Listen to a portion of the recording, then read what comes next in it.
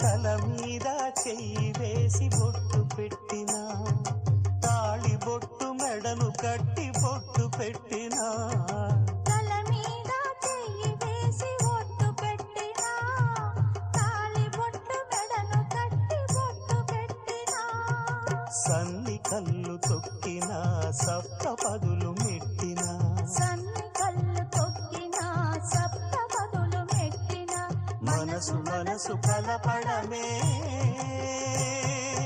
మంత్రం పరమార్థం.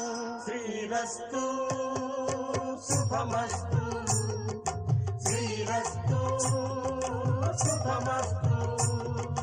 శ్రీకారం చుట్టుకుంది పెళ్లి పుస్తకం, ఇక ఆకారం దాచుతుంది కొత్త జీవితం.